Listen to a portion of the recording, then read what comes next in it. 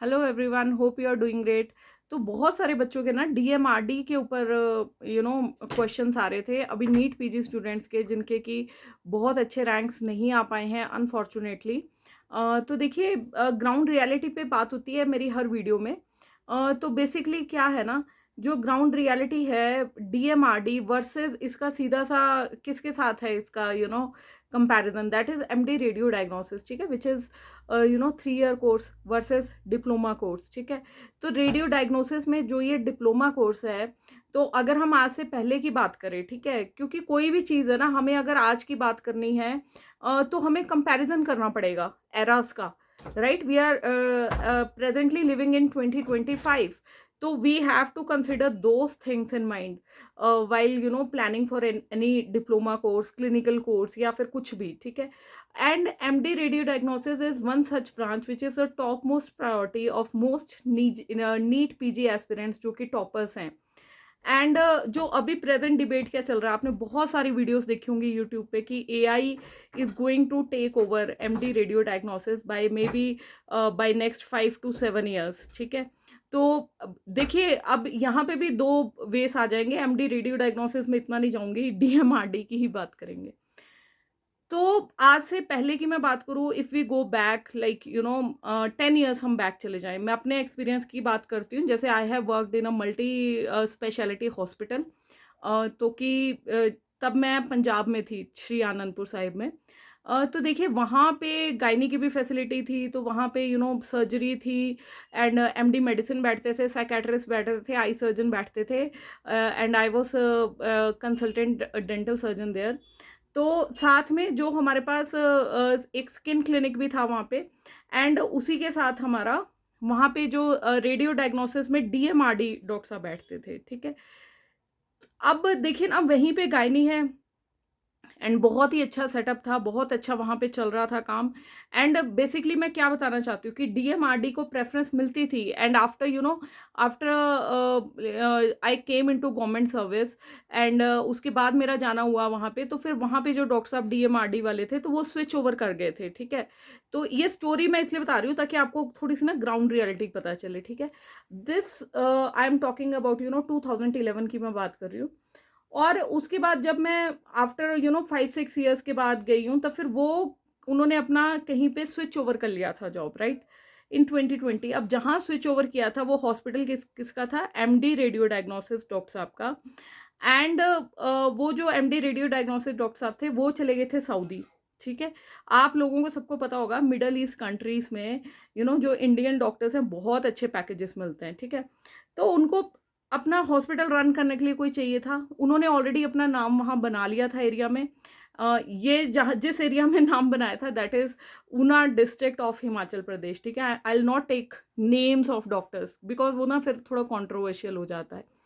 And then अब वहाँ पे सऊदी में वो चले गए हैं, उन्होंने अपने नाम का हॉस्पिटल बनाया हुआ है एमडी रेडियो डायग्नोसिस पे, लेकिन वहाँ पे जो काम करने गए डॉक्टर साहब, तो वो थे डीएमआरडी, ठीक है। बिकॉज मेन क्या होता है, मेन ना आपको मैक्सिमम जितना भी आप देखें ना, अल्ट्रासाउंड्स का काम बहुत ज़्यादा है, बहुत ज़्यादा है। अगर आपका हॉस्पिटल कहीं ऐसी जगह पे लोकेटेड है जिसके पास कोई गवर्नमेंट हॉस्पिटल है, ठीक है, तो वहाँ पे जो पेशेंट्स हैं उनको फ़र्क नहीं पड़ रहा है कि आप डीएमआरडी हैं या फिर रेडियो डायग्नोसिस के हैं, ठीक है।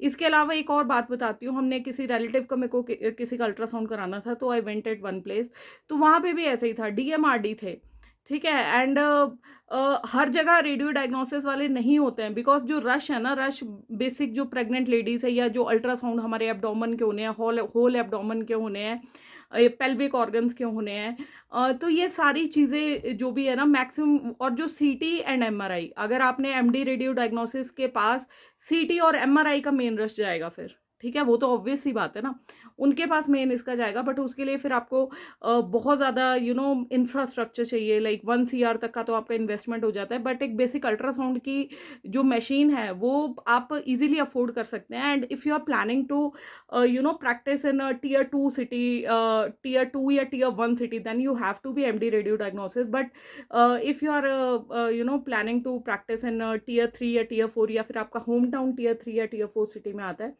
तो आप आराम से डीएमआरडी के साथ you can practice and you can make money also, है ना, इन क्वाइट सम टाइम, जब आपका एक नाम बन जाएगा। एंड ऑलवेज ट्राई कि कहीं पे भी आपने अगर अपना सेंटर खोलना है, गवर्नमेंट हॉस्पिटल के आसपास हो, कोई बड़ा हॉस्पिटल हो, वहाँ पे सीएससी, यू नो ये मतलब वही मैं बात करती हूँ, मार्केटिंग की बात है ये सारी ना। तो हमारे बच्चों को जो अब कई बार ये चीज़ें नहीं पता होती हैं, हम सिर्फ सोचते हैं कि कॉर्पोरेट्स में जाना है, कॉर्पोरेट हॉस्पिटल्स में जाना है।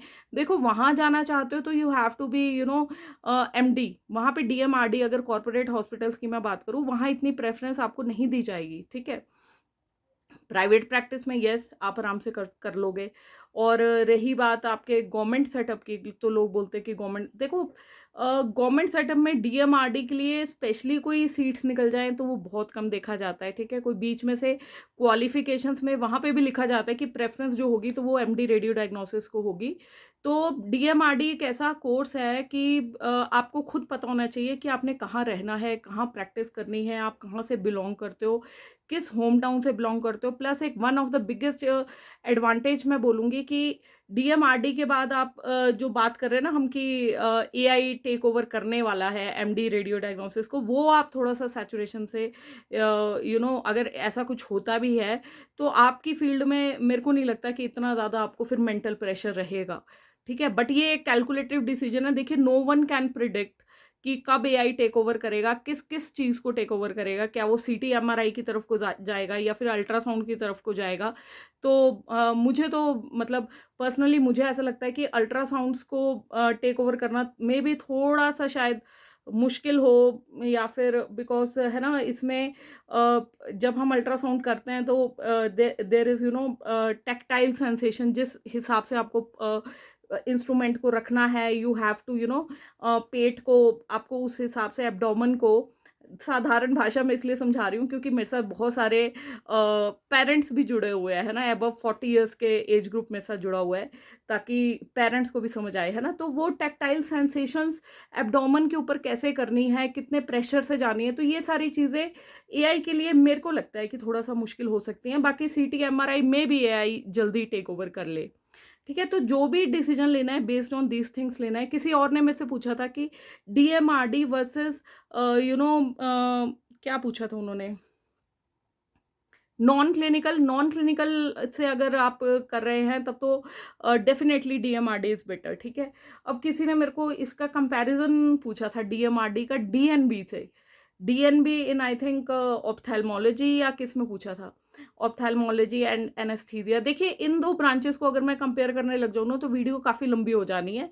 एंड मैं ट्राई करूँगी कि अगली एक वीडियो में कर लूँ, बिकॉज डीएनबी को अगर हम डीएमआरडी मतलब डिप्लोमा कोर्सेज इज सेपरेटली अलग थिंग, एंड डीएनबी तो उसका कंपैरिजन बेसिकली होता है हमारा एमडी एमएस वाली उससे ना, because that is a 3 year integrated course, right.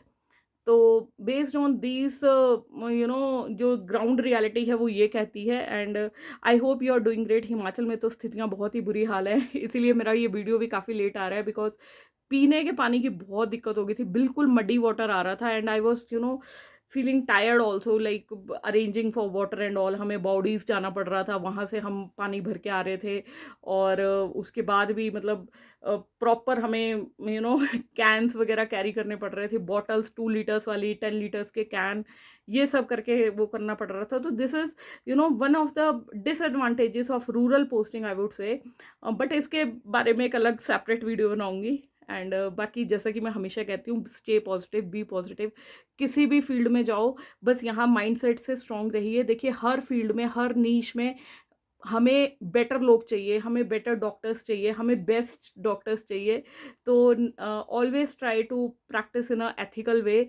Time लगेगा, देखो थोड़ा थोड़ा टाइम लगेगा। हम मिडिल क्लास के बच्चों की ही मैं बात करती हूँ अपने वीडियोस में, बिकॉज मुझे कोई नहीं मिला कि कोई मेरे को गाइड कर पाए ढंग से। तो आई फील कि मेरे थ्रू अगर किसी एक बच्चे की भी हेल्प होती है ना, तो that gives me mental peace. यही पर्पस है वीडियोस बनाने का। बाकी किसी के क्वेश्चंस होंगे तो you can post in comment section, I will take them one by one. थोड़ा सा प्लीज़ पेशेंस रखिए, बिकॉज आजकल ना थोड़ा सा, जैसे मैंने आपको बताया, थोड़ी सी प्रॉब्लम से हम चल रहे थे।